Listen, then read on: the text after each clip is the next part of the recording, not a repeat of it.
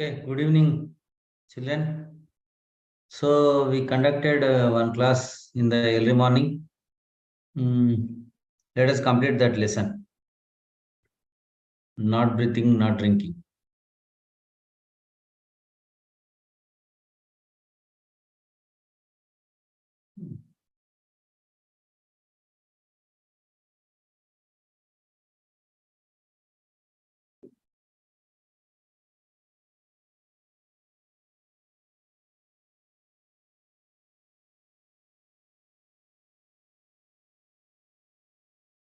One minute. I will share the screen.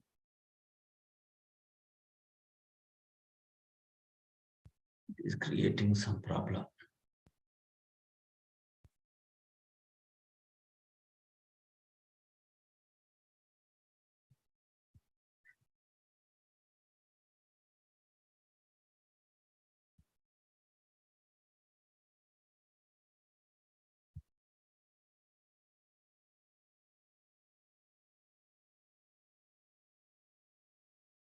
Okay. So in this lesson, 1 minute. 1 minute.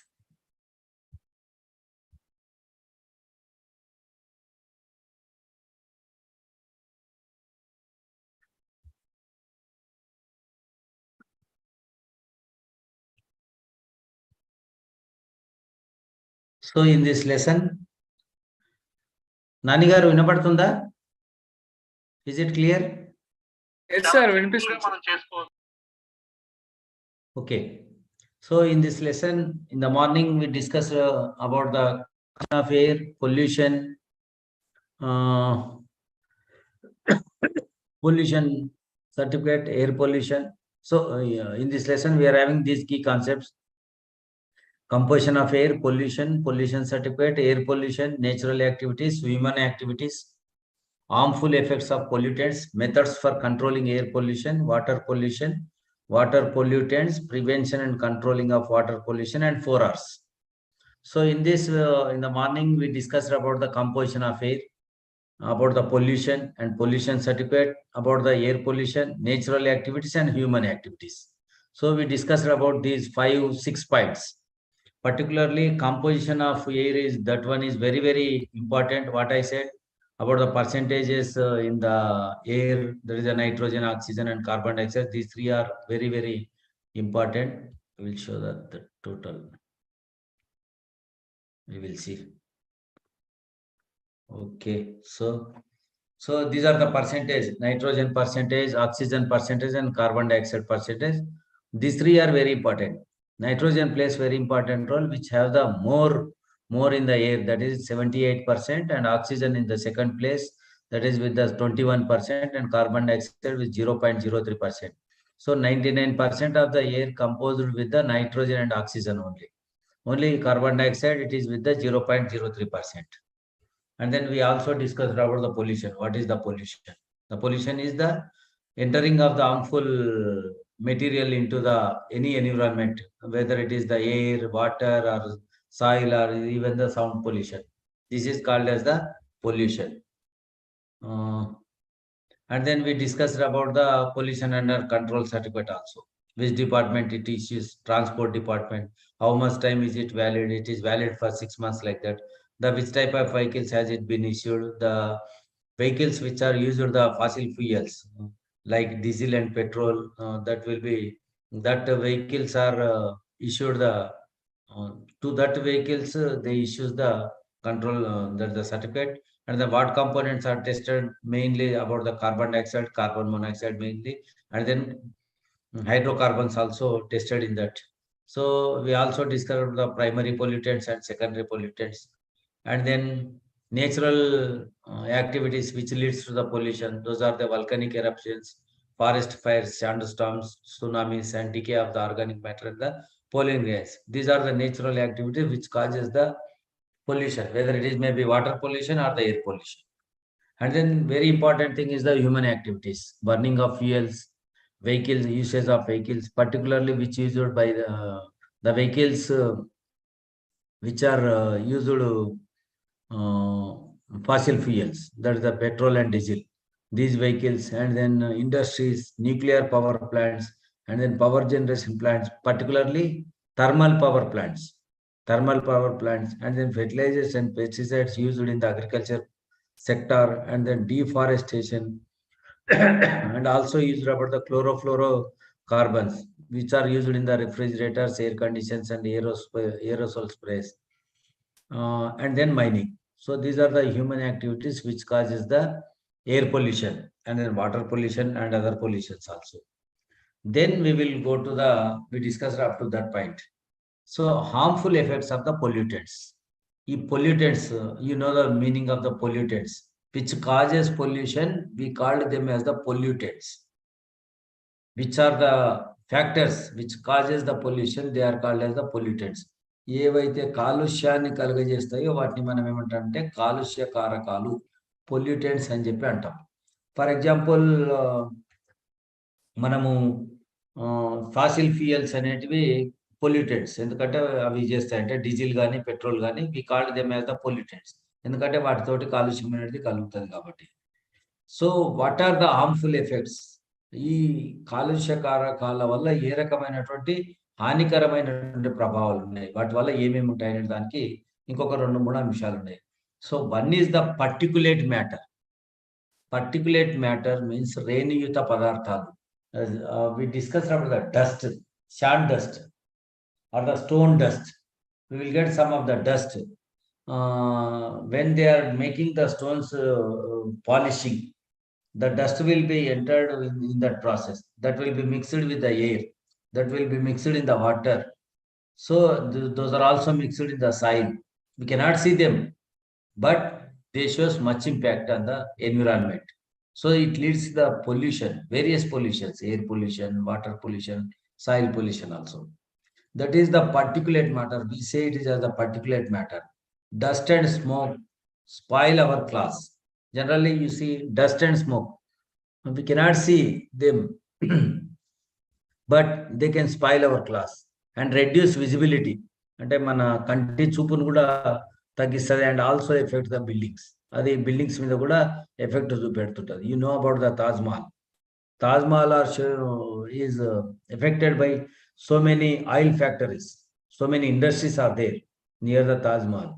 So the particulate matter which is released through that factories, it is affecting the building. It is affect the Taj Mahal or also building. So these particulate matter which are having the dust and smoke, they can spoil our glass, reduce visibility, and after the affect the buildings also, and also shows much impact on health also. So వీటిని రేణుయుత పదార్థాలు అంటారు. అంటే రేణువుల రూపంలో ఉంటాయి కాబట్టి వాటిని ఏమంటారు అంటే రేణుయుత పదార్థాలు. అవి రేణుయుత పదార్థాలే మన కంటికి కనబడవు. డస్ట్ ఉందనుకోండి, మనకి ఎక్కడ దుమ్ము ఉండదు. మీరు చేతులు కడిగినంటే మీకు చేతులకు దుమ్ము కనబడుతుంటుంది, కానీ నిజంగా అయితే మనకు చూస్తున్నట్టే కనబడదు. అంటే స్మోక్ ఆల్సో, మీ డ్రెస్సులు ఎంత నీట్గా తిరిగినప్పటికీ కూడా అవి నల్లగా అయిపోతాయి. కారణం కనబడినటువంటి డస్ట్ కానీ స్మోక్ కానీ మన బట్టల మీద ఎఫెక్ట్ అనేది చూపెడుతుంది. సో రేణుయుత పదార్థాలు ఏంటుంటాయి మీకు తెలుసు, ఈ బండల నెట్లను స్మూత్ చేసే ప్రక్రియ లోపల చాలా చిన్న చిన్న గ్రాన్యూల్స్, చిన్న పర్టికులర్స్ ఉంటాయి. అవన్నీ మన కంటికి కనబడవు కానీ గాలి లోపల కానీ, నీటి లోపల కానీ, నీళ్ళ లోపల కానీ కలుస్తుంటాయి. అవన్నీ కూడా మన శరీరంలోకి కూడా ఎంటర్ అవుతాయి, గాలి లోపల ఉంటాయి కాబట్టి. సో ఇవన్నీ కూడా మన విజిబిలిటీ, మన దృష్టిని అండ్ దెన్ భవనాల మీద కూడా ఎఫెక్ట్ చూపెడతాయి. అంటే ఈ భవనాలు రంగు మారుకుంటూ వస్తుంటాయి. ఇప్పుడు మీ ఇంటికి ఏదైనా పెయింటింగ్ వేసినారనుకోండి, మనకు పర్టికులర్‌గా ఈ రోజే ఇక్కడ అయిందని చెప్పారు. నెమ్మదిగా అది ఎఫెక్ట్ చూపెడుతుంటది. సో ఇవన్నీ కూడా ఈ పర్టిక్యులేట్ మ్యాటర్, ఈ రేణుయుత పదార్థాలేంటివి వీటన్నిటి మీద ఎఫెక్ట్ చూపెడతాయి. ఇంకా పర్టిక్యులర్‌గా which shows effect on the plants also. అవి దుమ్మనేది బాగా పెరిగి ఆకుల మీద, చెట్ల మీద పడిందనుకోండి, it effects the transpiration and photosynthesis.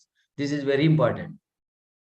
Dust deposited on the leaves effects the transpiration and photosynthesis.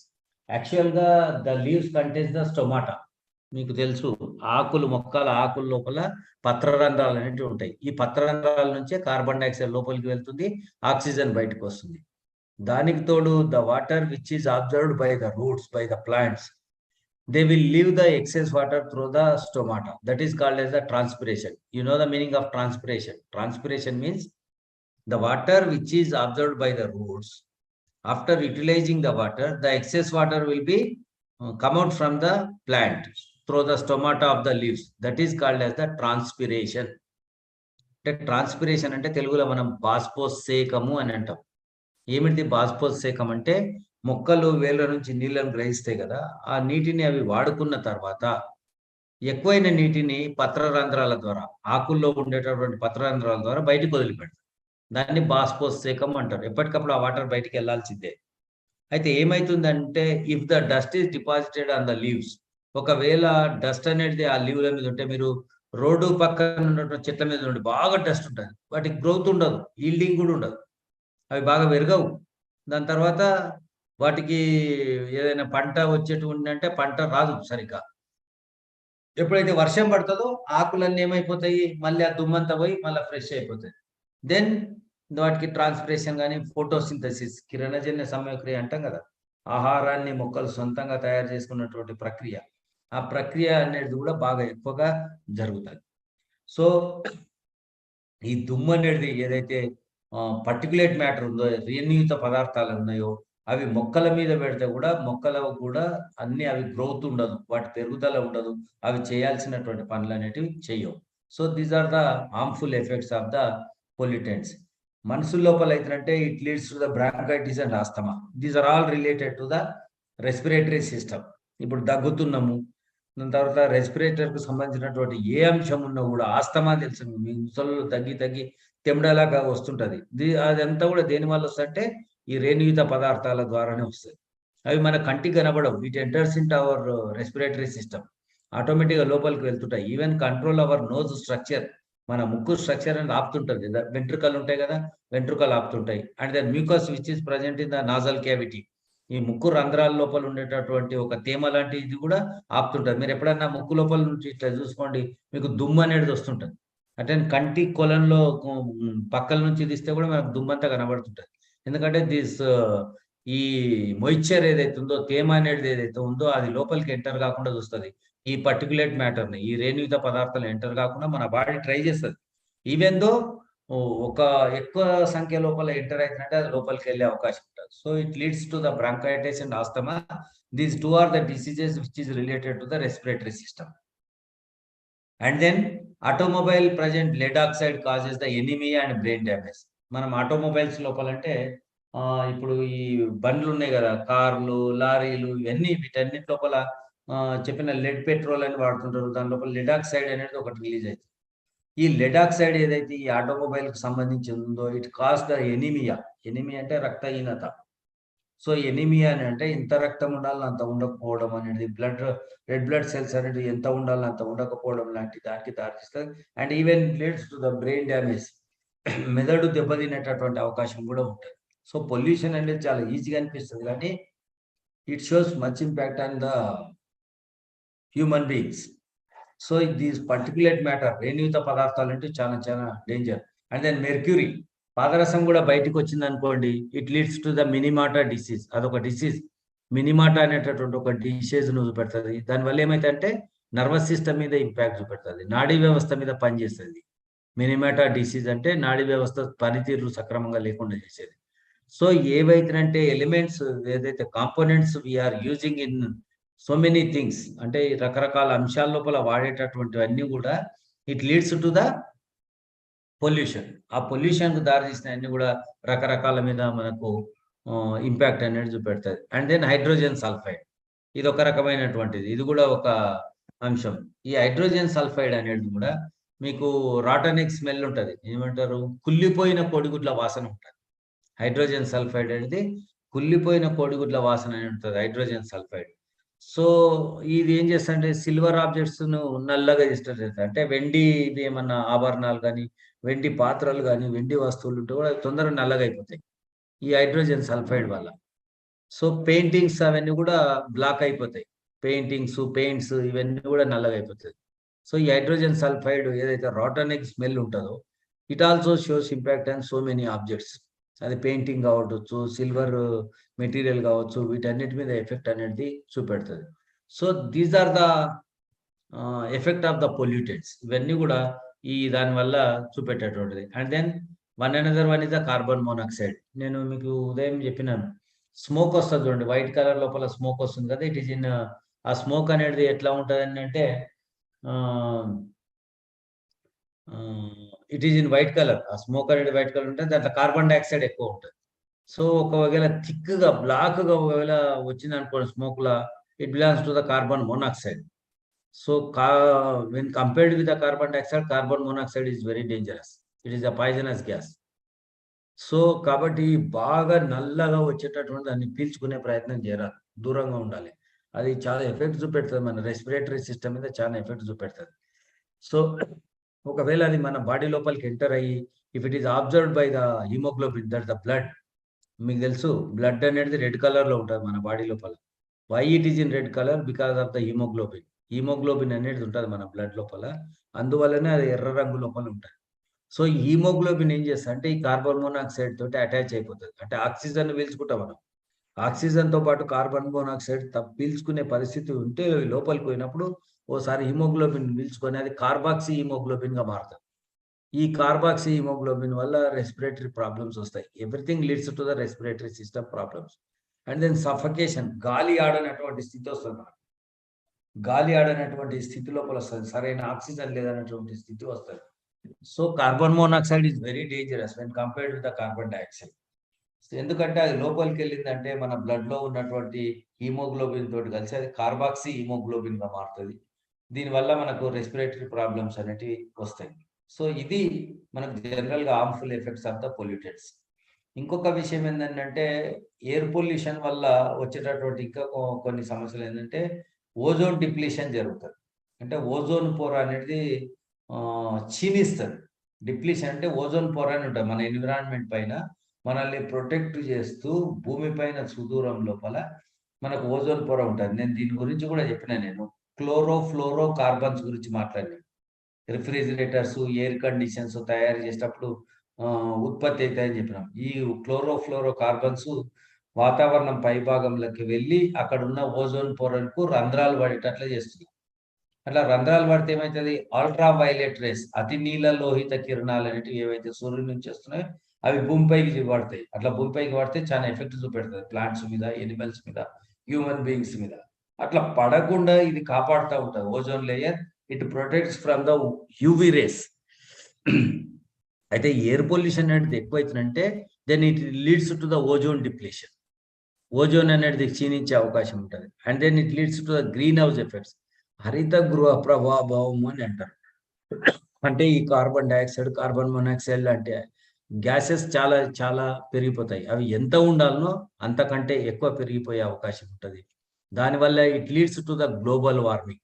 Global warming అంటే బాగా భూతాపం పెరుగుతుంది. అంటే ఇప్పుడు ఏదైతే మనం we are seeing the temperatures nearly 50 or above 50 degrees centigrade in the summer. 45-47 దాటి 50 degrees కూడా దాటేటటువంటి ఉంది. So it leads to the global warming. భూమి అనేది వెచ్చబడుతుంది. దీనివల్ల ఇంకా చాలా సమస్యలు వస్తాయి. భూమి వెచ్చడం వల్ల మంచులు కరిగిపోతాయి. In the polar regions where the ice is there that will be melted. దానివల్ల ఏమవుతుంది? The level of the sea level will be increase. Sea levels increase ఏమవుతుంది? The towns which are near to the sea will be merged in the see.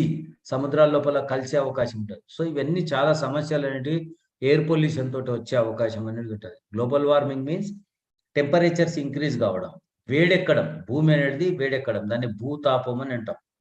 So మనకు ఒక్కొక్కసారి చలికాలం అయినా కూడా మధ్యాహ్నం time లోపల కూడా చాలా వేడిగా అనిపిస్తుంటుంది. ఇదంతా కారణం ఏంటంటే ఎయిర్ పొల్యూషన్ యొక్క అంశం. And it leads to the acid rains. ఇవన్నీ కూడా ఆమ్ల వర్షాలకు దారితీసే అవకాశం ఉంటుంది. అంటే ఎయిర్ పొల్యూషన్ అనేది ఎయిర్ లోపల ఉన్నప్పుడు ఈ సల్ఫర్కు సంబంధించిన ఇవన్నీ కూడా హైడ్రోజన్కు క్లోరిన్కు సంబంధించినటువంటి అంశాలు వర్షం పడేటప్పుడు ఆ వర్షంతో కలుస్తాయి. కలిసి అవి ఒక యాసిడ్ రెయిన్స్ కింద పడే అవకాశం అనేది ఉంటుంది. సో ఇవన్నీ కూడా these are all effects by the air pollution.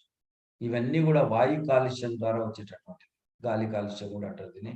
So గాలి కాలుష్యం వలన ఓజోన్ పొర లోపల క్షీణత, హరిత గృహ ప్రభావము, భూతాపం పెరగడము, ఆమ్ల వర్షాలు వచ్చే అవకాశం, ఇవన్నీ కూడా మనకు ఉంటుంది. So these are the harmful effects of the pollutants.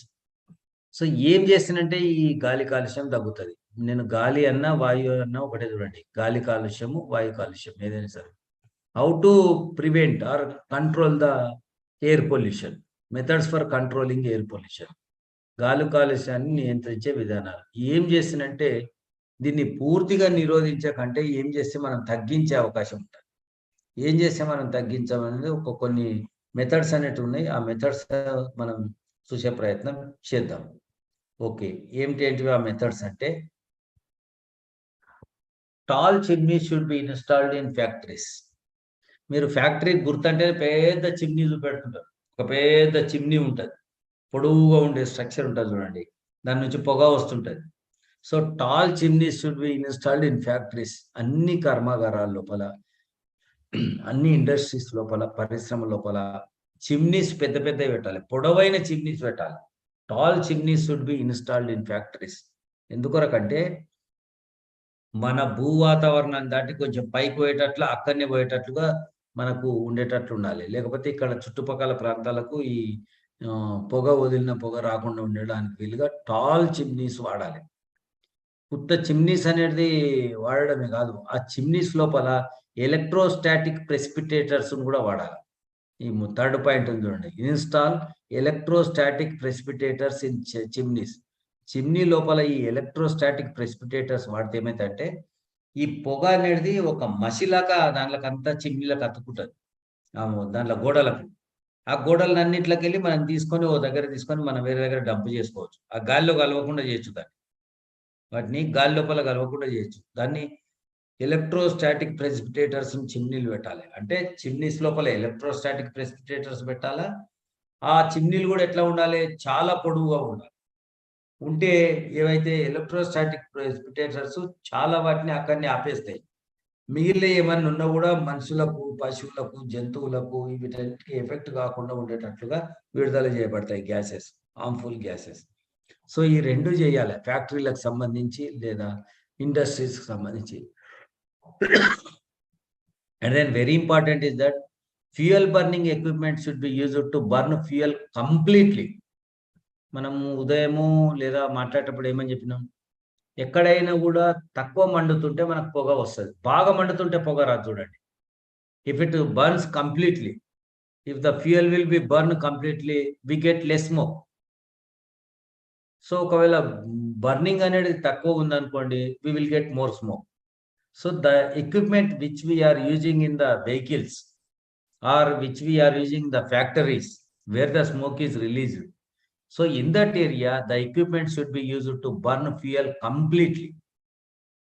కొన్ని ఆటోలు ఉంటాయి చూడండి, విపరీతం పొగ వదులుతాయి. కొన్ని బస్సులు ఉంటాయి, కొన్ని 2 వీలర్స్ కానీ బాగా వదులుతుంటాయి. ఎందుకొరకు?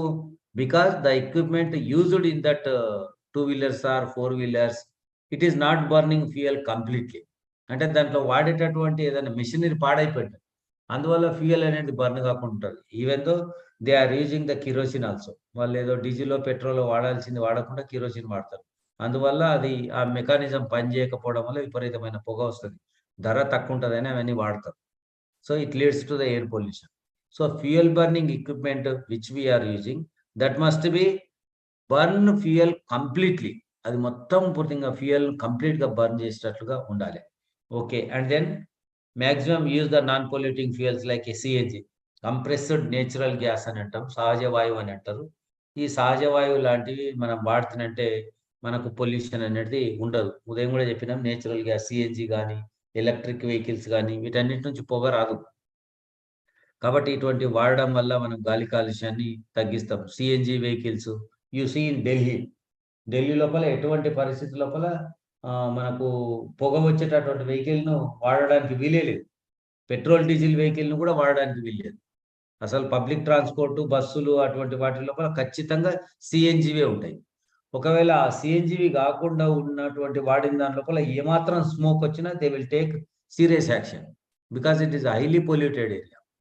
So using of the non-polluting fuels, the type of vehicles is very, very useful to control the air pollution.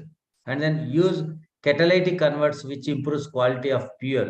Fuel kuda quality undale. The quality fuel which gives only a small amount of the pollution. But the converters which we are using, if they are not the quality, they will release so much smoke. So catalytic converters ఏవైతే వాడుతున్నారో అవి fuel యొక్క క్వాలిటీని అనేది improve చేస్తాయి. అది లేకపోతుందంటే fuel యొక్క quality అనేది తగ్గుతుంది, which leads to the air pollution, which leads to the release of more smoke, which release the more carbon monoxide and hydrocarbons. కాబట్టి ఈ కెటలైటిక్ కన్వర్ట్స్ వాడాల్సినటువంటి ఉంటుంది. So these are the machinery, this is or the fuels convert machinery. ఈ machinery అనేది పర్ఫెక్ట్గా ఉంటుందంటే మనకు ఈ ఎయిర్ పొల్యూషన్ అనేది తక్కువ అవకాశం ఉంటుంది. General use renewable energy. Renewable energy ఏంటంటే అది అయిపోదు. What we say these are the fossil fuels, diesel కానీ, పెట్రోల్ కానీ, కోల్ కానీ, బొగ్గు కానీ, ఇవన్నీ కూడా ఏముంటుంది, ఏదో ఒక రోజు అయిపోతాయి అవన్నీ. These are called as the non renewable energy, పునరుద్ధరించలేని శక్తి వనరులు అంటారు వాటిని తెలుగు లోపల. పునరుద్ధరించలేని శక్తి వనరులు అంటారు. ఈ పెట్రోల్ కానీ, డీజిల్ కానీ, బొగ్గు కానీ ఏదో ఒక రోజులకు అయిపోతుంది, ఖచ్చితంగా అయిపోతుంది. కానీ కొన్ని ఎప్పుడు కూడా అయిపోవు. వాటిని పునరుద్ధరించదగిన శక్తి వనరులు అంటారు, పునరుద్ధరించగలిగినటువంటి శక్తి వనరులు అంటారు. What are they? Solar energy. సూర్యుడి నుంచి శక్తి వస్తుంది, ఎంత వాడుకున్నా ఏమి ఇబ్బంది లేదు, ఎన్ని రోజులైనా అది ఆగిపోదు, తరిగిపోదు, ఏమి అయిపోదు. సరే ఎప్పుడో కోట్ల లక్షల సంవత్సరాలకు అయిపోవచ్చు, కానీ ఇప్పుడు అయ్యేటువంటి ప్రసక్తే లేదు. You know about the solar plates. చాలా మంది ఇళ్లకు సోలార్ ప్లేట్స్ పెడతారు. వాటితోటి it will convert into the electricity. దాని నుంచి లైట్లు వెలిగించవచ్చు, గీజర్ వాడుకోవచ్చు, everything we will get from the solar energy. And then hydro energy అంటే నీటి ద్వారా వచ్చేది. మనం చెప్పినాం కదా, థర్మల్ పవర్ స్టేషన్ అంటే బొగ్గుతోటి తయారు చేస్తారు విద్యుత్తును. అది కాకుండా మనం నీటి ద్వారా తయారు చేస్తారు. You know about the Srisailam project, you know about the Nagarjuna project, wear the hydro electricity is produced. అక్కడ నీటితోటి మనం విద్యుత్తు తయారు చేసేటటువంటి మెకానిజం ఉందని మనకు తెలుసు. నీళ్ళదేమున్నది, ఎన్ని నీళ్ళని వాడుకుంటున్నట్టే ఇంకొన్ని నీళ్ళు వస్తూనే ఉంటాయి, అదేం పెద్ద ఇబ్బంది లేదు. అండ్ విండ్ ఎనర్జీ మీరు అక్కడక్కడ చూస్తుండొచ్చు, పొడువుగా పెద్దగా ఉండి ఫ్యాన్ లాగా తిరిగేవి ఉంటాయి కొన్ని చోట్ల. So that is called as a wind energy. దాంతో ఆ గాలితోటి మనకు ఎనర్జీని తయారు చేస్తాం, ఎలక్ట్రిసిటీని తయారు చేస్తాం. So these are called as the renewable energy. Nowadays with the tidal also, అంటే ఈ సముద్రపు అలలు ఉన్నాయి కదా, సముద్రపు అలల ద్వారా కూడా తయారు చేస్తాం.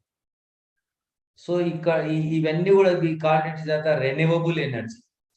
అదే కాకుండా థర్మల్ పవర్ ప్లాంట్స్ కానీ, ఫాసిల్ ఫ్యూయల్స్ కానీ, వీటన్నిటి కూడా నాన్ రెన్యూవబుల్ ఎనర్జీస్ అంటారు.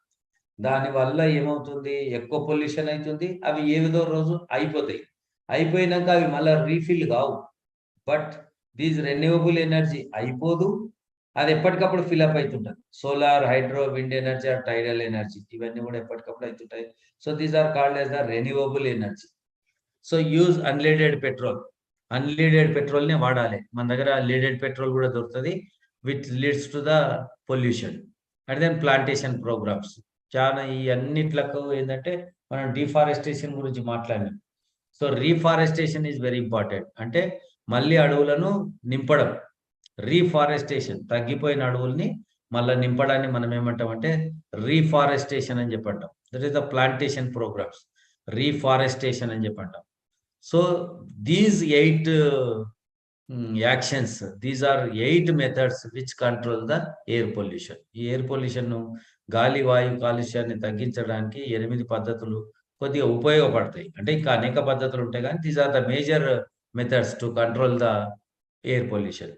Tall chimneys which are having the electrostatic precipitators, and then complete burning material, and then catalytic converters in the industries or the vehicles, and then using the non-polluting fuels like CNG and the renewable energy like solar, hydro, wind and tidal energy, and then the plantation programs, reforestation. So these are the things which helps in the controlling the air pollution. Air pollution control చేయడం లోపల ఇవన్నీ కూడా మనకు ఉపయోగపడతాయి. Next water pollution. We will move to the water pollution. ఇప్పటి వరకు మనం ఏం మాట్లాడుకున్నాం?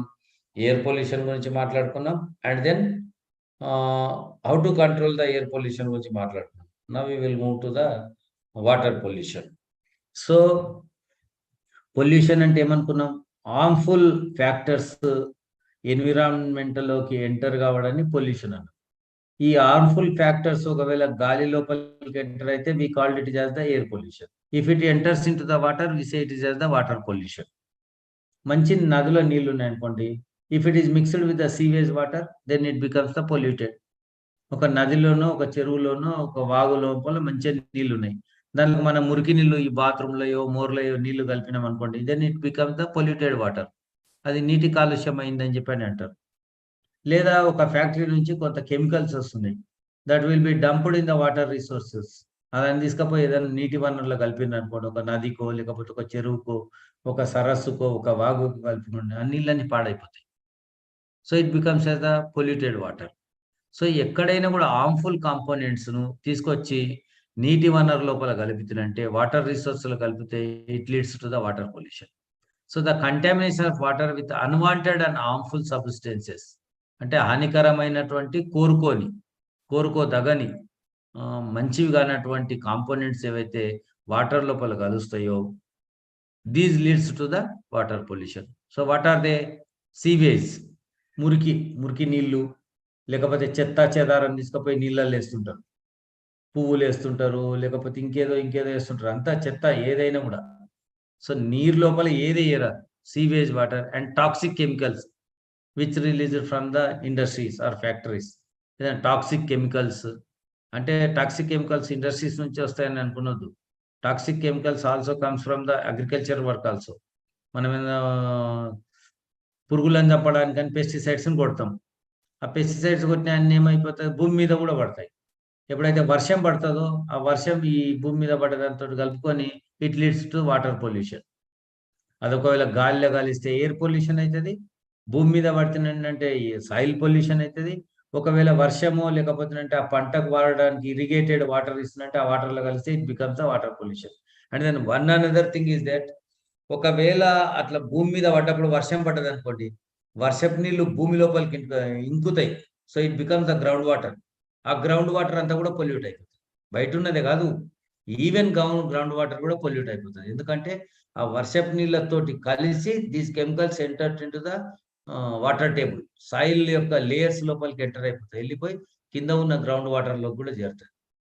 సో ఈ రకంగా మనకు వాటర్ అనేది పొల్యూట్ అవుతుంది. Sewage, toxic chemicals, industrial waste and so many others. నేను చెప్పినటువంటి ఇప్పుడు అగ్రికల్చర్ సిస్టమ్, వీటన్నిటితో కూడా వాటర్ అనేది పొల్యూట్ అవుతుంది. అంటే మురుగునీరు, విష రసాయనాలు, దాని తర్వాత పరిశ్రమల వ్యర్థాలు, ఇవన్నీ నీటిలో కలిస్తే నీరు కలుషితం అవుతుంది.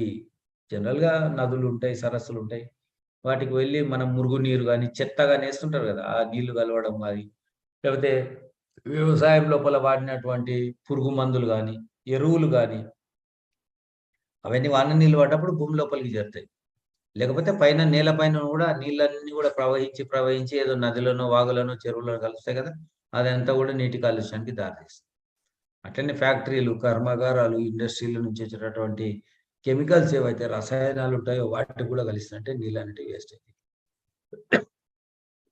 So these are called as a water pollutants. Pollutants అంటే మనం అనుకున్నాం కదా, which causes the pollution. These are called as the pollutants. If it is belongs to the water, we say it is as the water pollutants. Generally, substances which pollute water are called as the water pollutants. ఏవైతేనంటే నీటి కాలుష్యానికి కారణమవుతాయో వాటిని మనం నీటి కాలుష్య కారకాలు అని చెప్పంటాం. ఇంగ్లీష్లో water pollutants అంటాం, తెలుగులో నీటి కాలుష్య కారకాలు అని చెప్పంటాం. You know about the Musi river. Musi నది అనేది ఒకప్పుడు చాలా మంచి నీళ్ళతోటి, స్వచ్ఛమైన నీళ్ళతోటి ఉండేది. ఇప్పుడు మూసీ రివర్ మొత్తం పాడైపోయింది, పొల్యూటెడ్ వాటర్ తోటి ఉంటుంది. సో దాన్ని మళ్ళీ మంచి చేయడానికి చెప్పి గవర్నమెంట్ ప్రయత్నం చేస్తున్నది.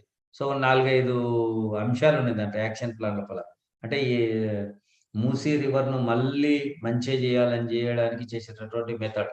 మూసీ రివరే కాదు, ఈ పటాన్ చెరు ఏరియా ఉంది. పటాన్ చెరు ఏరియా లోపల ఇండస్ట్రీస్ వల్ల, ఫ్యాక్టరీస్ వల్ల అక్కడ ఉన్నటువంటి వాటర్ టేబుల్ అంతా పాడైపోయింది. పటాన్ చెరు ఏరియాలో మీరు చూస్తున్నట్టే అక్కడ వరి పండిస్తే వరి గింజలు కూడా they are in different colours. Yellow కలర్లో, గ్రీన్ కలర్ లోపల ప్యాడీ అనేది వస్తుంది. ఆ గ్రెయిన్స్ అనేటివి different colours because the industrial waste enters into the ground water. ఆ గ్రౌండ్ వాటర్ను మొక్కలు పీల్చుకోవడం వల్ల they are entering in the grains. అట్లా ఆ విధంగా జరుగుతూ ఉంది. So Musi river action plan లోపల ఏంటంటే first thing solid waste management. ఘన రూపంలో ఉన్నటువంటి వ్యర్థ పదార్థాలన్నింటిలో కలవకుండా చేయడం, అది ఫస్ట్ చేస్తున్నటువంటిది. జనరల్గా సీవేజ్ లోపల మురికి నీళ్లతో పాటు అంత చెత్త చెదారం వేస్తుంటారు, ప్లాస్టిక్. జనరల్గా ఘన రూపాల వ్యర్థాల లోపల సాలిడ్ వేస్ట్ లో మేజర్గా ఉండేది ఏంటంటే ప్లాస్టిక్. ఇంకా ఏవైనా పండ్లు కానీ, పండ్ల తొక్కలు కానీ, ఫుడ్ ఐటమ్స్ యొక్క మిగిలిన ఫుడ్ ఐటమ్స్ అవన్నీ కూడా ఉంటాయి. సో అవి కొన్ని రోజుల తర్వాత కలిసిపోతాయి, కానీ కలవకుండా అట్లనే ప్లాస్టిక్ మెటీరియల్ ఎంత ఉంటుంది. సో ఈ సాలిడ్ వేస్ట్ ఏదైతే మూసీ రివర్లో కలుస్తున్నాయో వాటన్నిటిని ఏం చేస్తారంటే ఆ ఘన రూప వ్యర్థాలన్నింటిని తొలగించే ప్రయత్నం చేస్తారు first. That is called as the solid waste management. ఎక్కడైనా కూడా వాటర్ పొల్యూషన్ లోపల సాలిడ్ వేస్ట్ యొక్క రోల్ చాలా ఎక్కువ. కాబట్టి ముందు ఏం చేస్తారంటే సాలిడ్ వేస్ట్లను తీసేసే ప్రయత్నం అనేది చేస్తారు. దాని తర్వాత installation of sewage treatment plants. ప్రతి 1-2 కిలోమీటర్లకు ఒక సీవేజ్ ట్రీట్మెంట్ ప్లాంట్స్ ఉన్నాయి. అంటే ఏదైతే మురికి నీరు వచ్చి ఆ నదిలో కలుస్తుందో ఆ నీరునన్నిట్లో ఏం చేస్తారు, రీసైకిల్ చేస్తారు. చేసి మురికిదంతా పక్కకు తీసేసి మళ్ళీ ఆ వాటర్ను మళ్ళీ రివర్లోకి వదిలిపెడతారు. So installation of sewage treatment plants అనేవి ఉన్నాయి. ఈ మురికి నీరు శుద్ధి చేసే ప్లాంట్లు ఇవి ఎంత వద్దనుకున్నా మురికి నీరు వచ్చి కలుస్తున్నది. వాటిని ఏం చేస్తున్నారు, మళ్ళీ సీవేజ్ ట్రీట్మెంట్ అంటారు దీన్ని. సీవేజ్ ట్రీట్మెంట్ చేసి మంచిగా చేసి మళ్ళీ ముందరికి కలుస్తున్నారు. ఈ మధ్య లోపల వచ్చి వేరే కలుస్తున్నాయి. దానివల్ల ఏం చేసినట్టు ఇప్పుడు 2-3 కిలోమీటర్స్కి ఒక సీవేజ్ ట్రీట్మెంట్ ప్లాంట్స్ పెట్టారు. సో ఈ విధంగా మురికి నీరును శుద్ధి చేసే ప్రయత్నం చేస్తున్నారు. అండ్ దెన్ ప్రొవిజన్ ఆఫ్ లో కాస్ట్ శానిటరీ ఫెసిలిటీస్, పారిశుద్ధ్య వసతులు. చెప్పినా కదా, ఈ బాత్రూమ్లు, టాయిలెట్స్, అవి ఇవి వాటి నుంచి వచ్చేటటువంటి వాటర్ అంతా కూడా దానిలో పోయి కలుస్తుంది. సో ఈ పారిశుద్ధ్య వసతులను కల్పించేసి అవన్నీ కలవకుండా చేస్తున్నారు. వీటితో పాటు రివర్ ఫ్రంట్ డెవలప్మెంట్ అంటే నది యొక్క 2 కొనలు ఉన్నాయి కదా, ఆ 2 కొనల లోపల ఈ నది లోపల ఏవైతే వేస్ట్ మెటీరియల్ కానీ, పొల్యూటెంట్స్ కానీ కలవకుండా దాన్ని డెవలప్ చేస్తున్నారు. జనరల్గా దీని కొరకు ఏం చేస్తారంటే they will plant the trees. బాగా చెట్లను కానీ, మొక్కల్ని కానీ పెద్ద సంఖ్యలో వాళ్ళు నాటుతారు. అట్లా నాటడం వల్ల కూడా పొల్యూషన్ అనేది కంట్రోల్ అవుతుంది, వాటర్ పొల్యూషన్ అనేది కంట్రోల్ అవుతుంది. This is called as the development of river front. అంటే నది యొక్క తీర ప్రాంతాలు, నది యొక్క ఒడ్ల లోపల పొల్యూషన్ సంబంధించినటువంటి అంశాలు ఏవి కూడా కలవకుండా చేసేటటువంటి ప్రయత్నం చేయడం మనము డెవలప్మెంట్ ఆఫ్ రివర్ ఫ్రంట్ అని చెప్పటం, నదీ తీర ప్రాంతం యొక్క అభివృద్ధి అని చెప్పని మనం అంటాం. And then efforts to develop public awareness. ఇవంతా చేసేది ఎవరు, పబ్లికే. సో పబ్లిక్ ను చైతన్యపరిచేటటువంటి యాక్టివిటీస్ కూడా తీసుకుంటారు. వీటితో పాటు అంటే చేసేది చేసుకుంటూ ఖచ్చితంగా ఏం చేయాల్సి ఉంటుందంటే ప్రజలను చైతన్యపరచాలి. ఎందుకొరకంటే ఘనరూప వ్యర్థాలు వేయకుండా, సాలిడ్ వేస్ట్ అనేది వాటర్లో వేయకుండా, మురికి నీరు అనేది వాటర్లో కలపకుండా, సీవేజ్ ట్రీట్మెంట్కు హెల్ప్ చేసేటట్లుగా ఈ అన్ని చేయాల్సినటువంటి అవసరం ఉంది. కాబట్టి they will aware and the పబ్లిక్ను అవేర్ చేసేటటువంటి ప్రోగ్రామ్స్ కూడా చేస్తున్నారు. చేసి మూసీ రివర్ను మళ్ళీ యథాతథంగా మంచిగా ఉండేటట్లు చేస్తున్నారు. But it is not happening. కొంత ప్రోగ్రెస్ ఉంటుంది, కానీ పూర్తి స్థాయి లోపల ప్రోగ్రెస్ అనేది లేకుండా పోతున్నది. సో అది దానికి ప్రభుత్వం వర్క్ చేస్తూ ఉంది, అట్లనే ప్రజలు కూడా సహకరించాల్సినటువంటి అవసరం అనేది ఉంది. So this is about the water pollution. And then what are the water pollutants? చెప్పినాం కదా, నీటిని కాలుష్యం చేసే వాటిని మనం వాటర్ పొల్యూటెంట్స్ అంటాం. దీనికి ఒక 2 రకాల సోర్సెస్ ఉన్నాయి. There are 2 main sources for the water pollution. One are the definite sources, another one is the non-definite sources.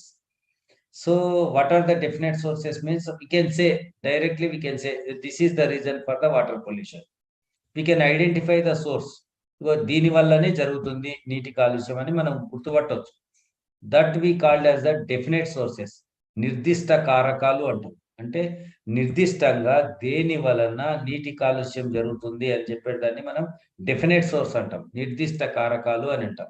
So it must be a single source. అది ఒకటే ఒక సోర్స్ గా ఉంటుంది, ఒకే ఒక సోర్స్ ఉంటుంది. ఏమిటి అవి? ఇండస్ట్రీస్. ఇగో ఈ ఫ్యాక్టరీ నుంచి కాలుష్యం జరుగుతుంది, we can say this factory, this industry అని చెప్పొచ్చు. అండ్ సెప్టిక్ సిస్టమ్స్ అంటే టాయిలెట్స్ కానీ లేకపోతే శానిటరీ మెకానిజం కానీ ఇవన్నీ కూడా. And then waste water also. Sewage water ఉండొచ్చు, వేస్ట్ వాటర్ ఉండొచ్చు, వ్యర్థమైనటువంటి నీరు ఉండొచ్చు. ఇవన్నీ కూడా we say these are all the definite sources. అంటే డైరెక్ట్ గా మనం చెప్తాం దీని వల్ల అవుతుంది, దీని వల్ల అయ్యింది అని చెప్పొచ్చు. వీ కెన్ ఐడెంటిఫై ఆల్సో, వీటి వల్ల అవుతుంది వాటర్ పొల్యూషన్ అని చెప్పి మనం చెప్పొచ్చు. And then waste water treatment plants అని చెప్పిన ఇంతకుముందు మనం చెప్పినట్లు, అంటే ఎక్కడైనా శుద్ధి చేస్తారో ఆ మిగిలిన వాటర్ను కూడా ఇగో దీని వల్ల అవుతుంది అని చెప్పి చెప్పే అవకాశం అనేది ఉంటాయి. But in non definite sources we cannot say. So many sources, so many small sources that combine to cause pollution. అవన్నీ కలిపి అవుతుంటాయి, ఒకటే కాదు ఆడ. సో మెనీ సోర్సెస్, 2 లేదా అంతకంటే సోర్సెస్ కలిసి పొల్యూషన్ కు దారితీస్తాయి. So so many sources which leads combinedly to causing the pollution, those sources are called as the non-definite sources. అనిర్దిష్ట కారకాలు అంటాం. మీకు తెలుసుగా, నిర్దిష్టం అంటే స్పష్టంగా చెప్పగలిగేది, అనిర్దిష్టం అంటే స్పష్టంగా చెప్పలేంది. It happened, but in what way it happened we can assume. మనము ఊహిస్తాం, అది నిజంగా కూడా ఉంటుంది, కానీ వి కెనాట్ సే పర్టికులర్ గా దేని వల్ల ఇది జరిగింది అంటే చెప్పలేము. With so many combination of the so many things, ఒకటే అని చెప్పలేము, సో మెనీ కాంబినేషన్స్ అవి చెప్పొచ్చు. దాన్ని మనం ఏమంటామంటే నాన్ డెఫినెట్ సోర్సెస్ లేదా అనిర్దిష్ట కారకాలు అని చెప్పి అంటాం. ఇంతకుముందే నేను చెప్పిన example, rain or irrigation water, వర్షం పడ్డప్పుడు కానీ లేదా పంట పొలాలకు నీళ్లు పెట్టినప్పుడు they will mix with the pollutants like fertilisers, herbicides and insecticides or pesticides. ఈ ఎరువులు ఏవైతే వేస్తామో ఎరువులు కానీ లేదా మందులు ఏవైతే కొడతామో ఆ మందులు కానీ, సో ఈ మందుల్లో కానీ ఎరువుల లోపల కానీ కలవడం వల్ల నీరు అనేది అది వాటర్ సోర్స్ కావచ్చు, గ్రౌండ్ వాటర్ కావచ్చు, వాటన్నిటి లోపలికి ఎంటర్ కావడం వల్ల మనకు వాటర్ అనేది పొల్యూట్ అవుతుంది. So these are called as the non definite sources. వీటిని మనం అనిర్దిష్ట కారకాలు అని చెప్పి అంటాం. Okay, so this is about the water pollutants. Water pollutants are the we can say in the 2 main sources. మొత్తం వాటర్ పొల్యూషన్ కారణమయ్యే అన్నిట్లను కలిపి మనం మేజర్ గా ఒక 2 అంశాలుగా విభజించవచ్చు. One is the definite source, another one is the non definite source. So మొత్తము నీటి కాలుష్యానికి కారణమైనటువంటి అన్ని అంశాలను కలిపి మనం 2 కారణాలుగా చెప్పొచ్చు. ఒకటి నిర్దిష్ట కారకాలు, రెండవది అనిర్దిష్ట కారకాలు అని చెప్పొచ్చు. ఆ రెండిట్లను గ్రూప్ చేసి మనం ఇక్కడ అనేది నేర్చుకున్నాం. Okay, and then we will move to another. ఇంకా ఏమేమి ఉండొచ్చు, ఇంకా వాటర్ పొల్యూట్ కావడానికి ఇంకేమేమి కారణాలు ఉండొచ్చు? One or the biodegradable waste. Bio అనగానే మీకు గుర్తు రావాల్సింది ప్లాంట్స్ అండ్ ఎనిమల్స్. బయాలజీ అంటే కూడా అంతే కదా, which are having the life. Those are the biodegradable waste. అంటే ఈ మొక్కలు జంతువుల నుంచి వచ్చేటటువంటి material, those are called as the bio things. ఈ బయో థింగ్స్ బయోడిగ్రేడబుల్ వేస్ట్ అంటే ఇవి భూమి లోపల కలిసిపోతాయి అన్నట్ల. ఇప్పుడు ఉదాహరణకు ఒక పేపర్ ఉందనుకోండి, అది కొన్ని రోజులకు భూమి లోపల కలిసిపోతుంది. లేదా ఒక పండ్ల తొక్క వేసింది అనుకోండి, అది భూమి లోపల కలిసిపోతుంది ఏదో ఒక రోజు. పెండ ఉందనుకోండి, అది కలిసిపోతుంది. అట్టనే ఏదైనా ఒక పదార్థం భూమి లోపల కలిసిపోతే దాన్ని మనం నీళ్ళలో కలిసిపోయే వ్యర్థాలని చెప్పి అంటాం. సో అట్లా in the biodegradable waste comes mainly human and animal waste, organic carbon, which converts into carbon dioxide water. ఇటువంటివన్నిటి కూడా బయోడిగ్రేడబుల్ వేస్ట్ అంటారు. అంటే ఒక పెండ కానీ, ఒక చెత్త కానీ, ఒక పండ్ల తొక్క కానీ, ఒక కాగితం కానీ, ఒక బట్ట కానీ, ఏవైతే జంతువుల నుంచి మొక్కల నుంచి వస్తాయో this we called as the bio things. These are the biodegradable waste. మనం వేస్ట్ ఏవైతే అనుకుంటున్నామో ఆ బయోడిగ్రేడబుల్ వేస్ట్ ఇవన్నీ కూడా మనకు it leads to the water pollution. And then plant nutrients also. మనం ఏమనుకున్నాం, ఎక్కువ ఎరువులు వేయొద్దన్నాం, ఎక్కువ మాన్యూర్స్ ఇవ్వద్దని అన్నాం. Particularly the artificial and then chemical manures వాడొద్దని అన్నాం. ఒకవేళ మనం ఎక్కువ వాడుతుందంటే అది ఎక్సెసివ్ ప్లాంట్ గ్రోత్ దయచేసి డిప్లీషన్ ఆఫ్ ఆక్సిజన్ అనేది జరుగుతుంది. So this is the example for the plant nutrients. It is called as the eutrophication. Eutrophication అంటే మీరు ఏదైనా ఒక చెరువు కానీ, ఏదైనా సరస్సు కానీ చూస్తే మొత్తం మొక్కలతో నిండిపోయి ఉంటుంది. నాచు కానీ, ఈ హుస్సేన్ సాగర్ ఇవన్నీ ట్యాంక్ బండ్ ఇదంతా కూడా మొక్కలతో నిండిపోయింది అని అంటారు కదా. తీపిచ్చేస్తుంటారు మొత్తం, ఆ గుర్రపు డెక్క అంటారు, ఐకార్నియా అవన్నీ, పిస్టియా ఐకార్నియా, లేదా నాచు మొక్కలు ఉంటాయి, మొత్తం ఒక కుంట అంతా నిండిపోయి ఉంటుంది మొక్కలతోటి. ఎందుకు అట్లా నిండిపోయి ఉంటుంది అంటే దాని లోపల మంచిగా మొక్కలకు అవసరమైనటువంటి అన్ని న్యూట్రియంట్స్ చేరి ఉంటాయి. చెత్త పెరిగితే కదా, ఎంత చెత్త వేస్తే అంత బాగా పెరుగుతాయి మొక్కలు. ఈ చెత్త అంతా కలవడం వల్ల, వేస్ట్ అంతా కలవడం వల్ల మొక్కలు బాగా పెరుగుతాయి. మొక్కలు బాగా పెరిగితే ఏమవుతుంది, అక్కడ ఉండే ఆక్సిజన్, నీళ్ళలో ఉండే ఆక్సిజన్ తగ్గిపోతుంది. It leads to the depletion of oxygen. దాంతో ఏమిటిది, దాంట్లో బతికే చేపలు కానీ, ఇంకా నీళ్ళలో బతికేవన్నీ కూడా చనిపోతాయి. దాన్ని ఇంకా మీరు నెక్స్ట్ క్లాసుల్లో వింటారు, బిఓడి అంటారు, బయాలజికల్ ఆక్సిజన్ డిమాండ్ అని చెప్పని అంటారు. So eutrophication means growing of more plants with the nutrients and depletion of oxygen. This is called as the eutrophication. Eutrophication తెలుగులో కూడా యూట్రోఫికేషన్ అంటారు. యూట్రోఫికేషన్ అంటే ఏంటంటే మొక్కలకు బాగా పోషకాలు అంది విపరీతంగా పెరుగుతాయి, దానితోటి ఆక్సిజన్ యొక్క స్థాయిలు తగ్గిపోతాయి. దాన్ని యూట్రోఫికేషన్ అని అంటారు. ఈ చెరువుల్లో కుంటల్లో ఉండే నాచు కానీ, విపరీతమైన మొక్కలు కానీ ఉంటాయి కదా, మొత్తం నీళ్లు కనబడకుండా నిండా వేరకపోయి ఉంటాయి కదా, that situation is called as the eutrophication. ఆ సిచ్యువేషన్ ఏమంటారు, యూట్రోఫికేషన్ అని చెప్పి అంటారు. So enrichment of the water by nutrients and depletion of the oxygen, these are the characteristics of the eutrophication. And then heat also. బాగా వేడి ఉంటుందంటే oxygen తగ్గిపోతుంది. దానివల్ల ఏమవుతుంది, నీళ్లు బాగా వేడెక్కినాయి అనుకోండి, బాగా వేడెక్కుతుందంటే ఆక్సిజన్ తగ్గుతుంది. ఆక్సిజన్ తగ్గినప్పుడు అక్వాటిక్ లైఫ్కు దెబ్బతింటుంది. Aquatic life means which lives in the water. ఆ నీళ్ళల్లో ఉండేటటువంటి అన్నిట్లకు ప్రాబ్లమ్ అవుతాయి. Even some of the plants also, all living organisms, అంటే క్రాబ్స్ కానీ, లేకపోతే అంటే amphibians which are living in the water, and then fishes, these are all affected by the heat. బాగా heat పెరగడం వల్ల, హీట్ ఎక్కువ వల్ల ఆక్సిజన్ కూడా డిక్రీజ్ అవుతుంది. And then sedimentation. సెడిమెంటేషన్ అంటే కింద పోయి ఒక ఆవక్షేపం లాగా మొత్తం ఉండడం. మీరు ఒక ఏమంటారు, మన్ను తీసుకొని నీళ్ళ కలిపి ఇట్లా బాగా కలిపింది అనుకోండి, కొద్దిసేపు అంతా కింద పేరుకపోతుంది. సో అట్లా ఏమైందంటే ఈ ఆర్గానిక్ సాలిడ్ మ్యాటర్ అంతా కింద పోయి ఒక దగ్గర ఆగిపోతుంది. సో దానివల్ల ప్రాబ్లం వస్తుంది. జనరల్గా ఈ చిన్న చిన్న అంశాలు కాదు, కన్స్ట్రక్షనల్ మెటీరియల్ ఉంటుంది, భవన నిర్మాణ దగ్గర అక్కడిక్కడ వేస్ట్ మెటీరియల్ చాలా ఉంటుంది, అగ్రికల్చర్ వేస్ట్.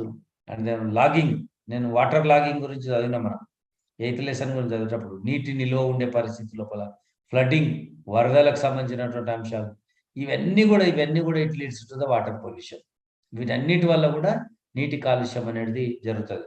కన్స్ట్రక్షనల్ మెటీరియల్ వల్ల, అగ్రికల్చర్ వేస్ట్ల వల్ల, వాటర్ లాగింగ్ వల్ల, వాటర్ ఫ్లడ్డింగ్ వల్ల, వీటన్నిటి వల్ల జరుగుతుంది. And then repeatedly we are saying that hazardous and toxic chemicals, ప్రమాదకరమైన విషపూరిత రసాయనాల వల్ల కూడా జరుగుతుంది. Industrial waste, acids and alkaline materials, arsenic, mercury, lead, cadmium, దేంతో తయారైనవి కూడా విషపూరిత రసాయనాలు. జనరల్గా మనం ఇండ్లలో క్లీనింగ్ కొరకు వాడుతుంటాం, ఈ ఫ్లోరింగ్ దానికి దీనికి క్లీన్ చేయడానికి వాడుతుంటాం. అండ్ దెన్ డైస్ వాడుతుంటాం, రంగులకు వాడుతుంటాం, పెయింట్స్కి వాడుతుంటాం. వీటన్నిటి కూడా ఇవన్నీ కూడా ఏమిటికి దారితీస్తాయి అంటే వాటర్ పొల్యూషన్కి దారితీస్తాయి. మనం ఏమనుకుంటామంటే ఇల్లు అంతా కడిగినాం కదా అటు వాడేసినామంటే ఈ ఇల్లు కడిగినటువంటి వాటర్ అంతా పోయి సీవేజ్ వాటర్లో కలుస్తుంది, సీవేజ్ వాటర్ పోయి రివర్లో కలుస్తుంది, రివర్ అంతా కూడా వాటర్ పొల్యూట్ అవుతుంది. లేదా ఇదంతా భూమి మీద అట్లే నిల్వ ఉందనుకో, it enters into the ground water, అది మొత్తం నెమ్మదిగా గ్రౌండ్ వాటర్లో పోయి కలిసిస్తుంది. అంటే మనం ఇంటి లోపల కడిగే వాటర్ కూడా ఉదాహరణకు టాయిలెట్స్ క్లీన్ చేసి ఆ టాయిలెట్స్ క్లీన్ చేసినటువంటి దాంట్లో కెమికల్ ఉంటుంది. ఆ కెమికల్ అంతా ఎక్కడికి పోతుంది? మళ్ళా మన వాటర్ సోర్స్లోకి పోతుంది. వాటర్ పొల్యూషన్ అవుతుంది. అది భూమి లోపల ఎక్కుతుందంటే గ్రౌండ్ వాటర్లోకి చేరుతుంది. ఒకవేళ అది ఎవాపరేట్ అయినా వాటర్ ఎవాపరేట్ అయితే కెమికల్ మాత్రం భూమిలో అట్లనే ఉండిపోతుంది. మళ్ళీ వాన పడుతుందంటే అది మొత్తం కలిపి మళ్ళీ భూమి లోపలికి ఇంకిపోతుంది. ఈ విధంగా అది సాయిల్ పొల్యూషన్ కొంత అవుతుంది, వాటర్ పొల్యూషన్ చాలా ఎక్కువ అవుతుంది. వాటర్ లెక్క ఎంటర్ అయితే వాటర్ పొల్యూషన్ అయితే సాయిల్లో కలిసినట్టే సాయిల్ పొల్యూషన్ గా ఉంటుంది. సో ఈ రకంగా మనకు టాక్సిక్ అంటే విషపూరితం, హజార్డస్ అని అంటే ప్రమాదకరమైనటువంటి కెమికల్స్ కూడా కలుస్తుంటాయి. ఒక్క 1 డ్రాప్ మోటార్ ఆయిల్, మనం వాడే ఆయిల్ ఉంటుంది కదా, 1 డ్రాప్ అనేది 25 లీటర్ల నీళ్ళను పొల్యూట్ చేస్తుంది. 1 డ్రాప్, సింగిల్ డ్రాప్, ఒక డ్రాప్ వేస్తే 25 లీటర్ల వాటర్ అనేది ఇదైపోతుంది. అంటే మనకు కనబడదు, ఇంకా ఎక్కువ దాంట్లో వేసినా కూడా ఎంతో అనేది ఖచ్చితంగా చూపెడుతుంది. So 1 drop motor oil pollute 25 litres water. ఈ గార్డెన్లు, లాన్లు వీటన్నిటిలో వాడతారు కదా పెస్టిసైడ్స్, పురుగులు రాకూడదని, వ్యాధులు రాకూడదని చెప్పి గార్డెన్లలో కూడా ఇప్పుడు అగ్రికల్చర్ పర్పస్ కాకుండా తోటల్లో, ఇండ్లల్లో మంచి గడ్డి పెంచుతుంటారు. ఆ గడ్డి పెంచే దగ్గర అక్కడ కొట్టే పెస్టిసైడ్స్ కూడా ఏమవుతుంది, దానిపైన పెస్టిసైడ్ కొట్టిటో దానిపైన నీళ్ళు ఇడుస్తారు కదా, మళ్ళీ గడ్డికి నీళ్ళు ఇడుస్తారు కదా, గడ్డికి నీళ్ళు ఇడిచినప్పుడు ఇట్ షోస్ ఇంపాక్ట్. ఆ పెస్టిసైడ్స్ అన్నిట్లో కూడా మళ్ళీ నీళ్ళ లోపల కలిసి అది ఏమవుతుంది, వాటర్ పొల్యూషన్గా దారితీస్తుంది. మనం గడ్డి మీద పెస్టిసైడ్ కొట్టినాం, గడ్డికి నీళ్ళు అయితే వదులుతాం కదా, ఆ పెస్టిసైడ్ మొత్తం నీళ్ళలో కలుస్తుంది, అది మళ్ళీ వాటర్ పొల్యూషన్గా మారుతుంది. కెమికల్ కలిసి ఆ విధంగా మారే అవకాశం ఉంటుంది. అండ్ దెన్ ఫార్మస్యూటికల్స్, మన మందులు ఉన్నాయి కదా, ఇవన్నీ దీన్ని ఫార్మస్యూటికల్ కంపెనీస్ అని అంటాం.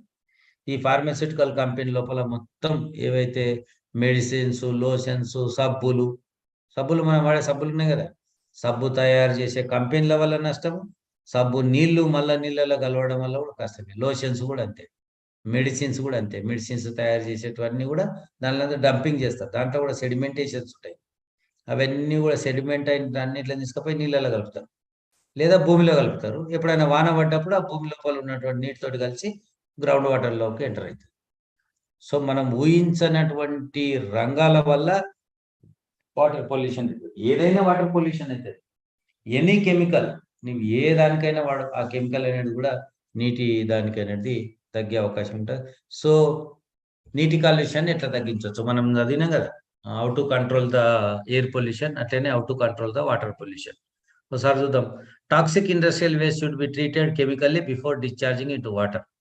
ఇంతకుముందు సీవేజ్ వాటర్ ప్లాంట్స్ గురించి ఎట్లా మాట్లాడినాము, ఈ టాక్సిక్ అంటే విషపూరితమైనటువంటి ఇండస్ట్రియల్ వేస్ట్ కూడా కెమికల్స్ తోటి ట్రీట్మెంట్ చేసిన తర్వాత వాటిని సపరేట్ చేయాలి. టాక్సిక్ సబ్స్టెన్స్ సపరేట్ చేసిన తర్వాత ఆ నీళ్ళని అనేట్లను మళ్ళీ వదిలిపెట్టాలి. ఆ వాటర్ రిసోర్స్, ఒక వాగు ఉందనుకోండి, ఆ వాగు దగ్గర ఒక దగ్గర ఆపేసి నీళ్లను ట్రీట్మెంట్ ఇచ్చేసి మిగిలిన నీళ్ళను వదిలిపెట్టాలి. దాంతో కెమికల్స్ బయటికి తీసేయాలి. ఈ రకంగా మనం చేయాల్సినటువంటి అవసరం ఉంది. Sewage water should not be dumped in the reverse directly. చెప్పినాం కదా, ఏదంటే అది మురికి నీళ్లు తీసుకుపోయి నదుల లోపల ఏరాదు. నదుల్లో ఏ వస్తువు ఏరాదు, పువ్వులు ఏరాదు, అన్నం ఏరాదు, ఏదే ఏరాదు. అసలు ఎవ్రీథింగ్ ఏది వేసినా కూడా మనమే వాటర్ పొల్యూషన్ చేసినట్లు. అండ్ దెన్ ఫెర్టిలైజర్స్, పెస్టిసైడ్స్ ఎక్కువ వాడరాదు, చాలా చాలా చాలా తక్కువ వాడాలి. వాడిన కాడికి కూడా కరెక్ట్ ఆ ప్లాంట్ మీద ఉండేటట్లు వాడాలా. సాయిల్లో కానీ వాటర్లో కానీ కలవకుండా చూసుకోవాలి. సో సింథటిక్ డిటర్జెంట్లు ఏవైతే వాడుతున్నామో అవి తక్కువ వాడే ప్రయత్నం చేయాలి. అంటే సబ్బులు కానీ, ఇవన్నీ బండలు తుడిచేటివి కానీ, టాయిలెట్స్ కడిగేటివి కానీ, ఇవన్నీ కూడా చాలా చాలా చాలా చాలా తక్కువ వాడాలి. ఒకప్పుడు ఒక 10-20 ఏళ్ల క్రితం ఇవన్నీ లేనే లేవు. ఇప్పుడు చాలా చాలా ఎక్కువైనాయి. దానివల్ల వాటర్ పొల్యూషన్ అనేది అవుతున్నది. అండ్ దెన్ కొన్ని చోట్ల ఏం చేస్తారు, నదుల లోపలనే శవాలు పడేస్తారు. ఎందుకంటే ఆ నదుల్లో శవం పోతే చాలా పుణ్యం వస్తుందని అది చేస్తారు. Dead bodies should not be throne in to reverse. జనరల్గా ఇక కాశీ, వారణాసి, గంగా నది లోపల వేస్తూ ఉంటారు ఇట్లా. సో అటువంటి పనులు అనేటివి చేయరాదు. And then excreta and other garbage should be treated.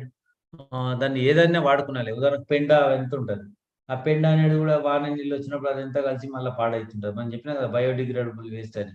వాటన్నిటిని ఏమిటి బయోగ్యాస్ కన్వర్ట్ చేయాలి. లేకపోతే అది బయటికి నీళ్ళ లోపల గడవకుండా చూసుకోవాలి. Whether you convert it into biogas or prevent to mixing with the water. మీ వాటర్ లోపల కలవకుండా చూడాలి. ప్రతి water source should be purified. ఏదైనా ఉండదు, it may be well, it may be ground water, it may be lake, or pond or river or a stream, anything, all water sources should be purified. అన్నీ కూడా స్వచ్ఛంగా ఉండేటట్లు చూడాలి. And then ఇంతకుముందు చెప్పిన నేను నదీ తీరాల అభివృద్ధి అని చెప్పిన దాంట్లో ఏముంటది సార్ మధు సార్ కొద్ది త్వరగా కంప్లీట్ నెక్స్ట్ ఫిజిక్స్ క్లాస్ ఉంది. Trees and shrubs should be planted along the banks of rivers. ఇది చెప్పిన నేను. General awareness among the masses required. ప్రజలను చైతన్యపరచాలని చెప్పినాం కదా ఆ అంశం. This is the last point, that is the 4 Rs. అంత ఎనీ పొల్యూషన్ తగ్గాలని అంటే we use 4 Rs, that is reduce, reuse, recycle, recover. This is also very important concept, that is the reduce, reuse, recycle or recover. Reduce అంటే తగ్గించాలి, ఏదైనా వాడకం చాలా చాలా చాలా చాలా తక్కువ వాడాలి, పూర్తిగా తగ్గించాలి. ఆర్ రీయూజ్, ఒక్కటేసారి వాడేసి పాడేరాదు. ప్లాస్టిక్ కవర్ ఉందనుకో ఒకసారి వాచి పాడేరాదు, తిరిగి తిరిగి తిరిగి తిరిగి వాడాలి. దేన్నైనా కూడా మళ్ళీ మళ్ళీ మళ్ళీ వాడుకోవాలి. అండ్ దెన్ రీసైకిల్ అంటే దాంతో మళ్ళీ మళ్ళీ మళ్ళీ ఏమైనా తయారు చేయగలుగుతుంటే తయారు చేయొచ్చు. ఇప్పుడు ప్లాస్టిక్ తోటి రీసైకిల్ చేసి ఇంకో మెటీరియల్ తయారు చేస్తారు. పేపర్ను రీసైకిల్ చేసి కూడా మళ్ళీ తయారు చేస్తారు. మనం 6th లెసన్లో చదువుకున్నాం recycling of paper, compressed cardboard గురించి చదువుకున్నాం. సో రీసైకిల్ అనేది ఒకటి. అండ్ రికవర్, తిరిగి ఏర్పాటు చేయడం. ఉదాహరణకు మనం చెట్లు నరికినాం, ఇంకో 10 చెట్లు పెట్టొచ్చు. ఒక చెట్టు నరికితే 10 పెట్టొచ్చు, 100 పెట్టొచ్చు. This is called as a recover. అంటే వాటిని మనం ఏర్పాటు చేయగలిగే అంశాలు ఏవైతే ఉన్నాయో వాటిని ఏర్పాటు చేయొచ్చు. దీన్ని మనం 4 Rs అని అంటాం, reduce, reuse, recycle and recover. ఈ 4 అంశాలను మనం గుర్తుపెట్టుకోవాల్సిన అవసరం ఉంది.